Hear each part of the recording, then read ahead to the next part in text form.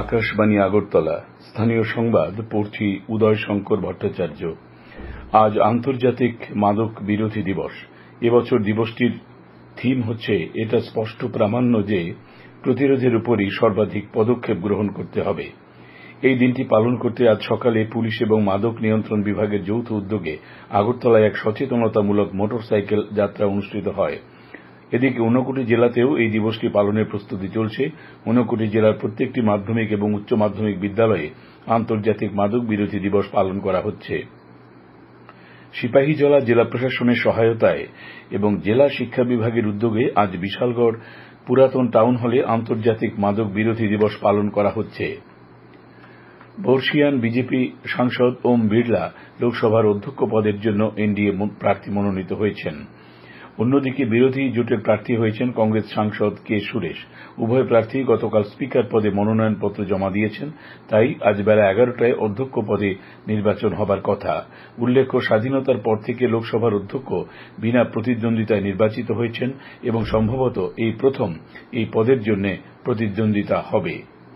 রাজ্য সরকারের বিভিন্ন দপ্তরে যে সমস্ত উন্নয়নমূলক কাজ চলছে সেই কাজগুলিকে পরিকাঠামো এবং আর্থিকভাবে সমৃদ্ধ করার লক্ষ্যে নতুনভাবে প্রজেক্ট মনিটরিং ইউনিট চালু করার উদ্যোগ নিয়েছে রাজ্য সরকার। গতকাল সচিবালয়ে অর্থমন্ত্রী প্রণজিৎ সিংহ রায়ের পৌরোহিত্যে অনুষ্ঠিত বৈঠকে মন্ত্রী শ্রী সিংহ রায় আর্নস্ট অ্যান্ড ইয়ং কোম্পানির কর্মকর্তারা প্রজেক্ট মনিটরিং ইউনিটের কাজকর্ম কিভাবে চালাবেন তা নিয়ে বিস্তারিত আলোচনা করেন।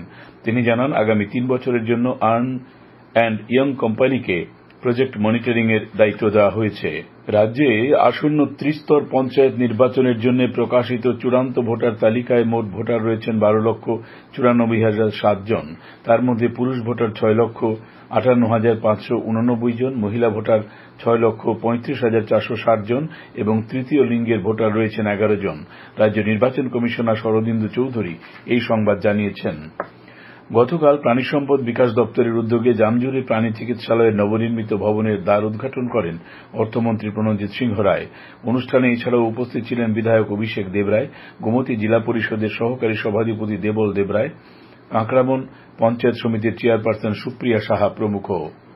শীর্ষ আদালতের নির্দেশ অনুসারে ন্যায্য পাওনা মিটিয়ে দেওয়া সহ 4 দফা দাবি নিয়ে আগামী 29শে জুন ত্রিপুরা জুট মিল লিমিটেডের ম্যানেজিং ডিরেক্টরের কাছে গণনোটিশ পেশ করবে ত্রিপুরা চটকল শ্রমিক ইউনিয়ন। গতকাল আগরতলা প্রেস ক্লাবে সাংবাদিক সম্মেলনে একথা জানিয়েছেন ত্রিপুরা চটকল শ্রমিক ইউনিয়নের সম্পাদক ধনমণি সিনহা। লোকসভা নির্বাচনে পশ্চিম ত্রিপুরা আসন থেকে নির্বাচিত বিপ্লব কুমার দেব এবং পূর্ব ত্রিপুরা সংরক্ষিত আসন থেকে নির্বাচিত কৃতি দেবী দেব বর্মন গতকাল নয়াদিল্লির সংসদ ভবনে সাংসদ হিসেবে শপথ গ্রহণ করেন। আগরতলার নেতাজি স্কুল বিদ্যানিকেতনের এনএসএস ইউনিট এবং স্কুলের এলামনির উদ্যোগে এক স্বেচ্ছা রক্তদান শিবির অনুষ্ঠিত হয়। শিবিরের উদ্বোধন করেন ক্রীড়ামন্ত্রী টিঙ্কু রায়। উপস্থিত ছিলেন পুর নিগমের কর্পোরেটর রত্না দত্ত, প্রাক্তন বিধায়ক ডাক্তার দিলীপ দাস প্রমুখ। শিবিরে মোট 40 জন স্বেচ্ছায় রক্তদান করেন। খবর, রাজ্য ক্রিকেট সংস্থা আয়োজিত সিনিয়র ক্রিকেটের প্লেট গ্রুপে 2টি সেমিফাইনাল ম্যাচ আজ হবে। মেলাঘরে শহীদ কাজল ময়দানে তেলিয়ামুড়া খেলবে বিলোনিয়ার বিরুদ্ধে এবং শান্তিরবাজার বাইখোরা স্কুল মাঠে আম্বাসা খেলবে জিরানিয়ার বিরুদ্ধে। আজ আকাশ সাধারণত মেঘাচ্ছন্ন থাকবে, 2-1 জায়গায় বজ্রবিদ্যুৎ সহ হালকা থেকে মাঝারি পর্যায়ে বৃষ্টিপাতের সম্ভাবনা রয়েছে। আজ ভোরে সর্বনিম্ন তাপমাত্রা ছিল 26.4 ডিগ্রি সেলসিয়াস। দিনের তাপমাত্রা সর্বোচ্চ 35 ডিগ্রি এবং সর্বনিম্ন 28 ডিগ্রি সেলসিয়াসের কাছাকাছি থাকবে। আগামী 24 ঘণ্টায় রাজ্যের সব জেলায় বিক্ষিপ্তভাবে বজ্রবিদ্যুৎ সহ বৃষ্টিপাতের সম্ভাবনার কথা জানিয়েছে আবহাওয়া দপ্তর। স্থানীয় সংবাদ এখনকার মতো শেষ হল।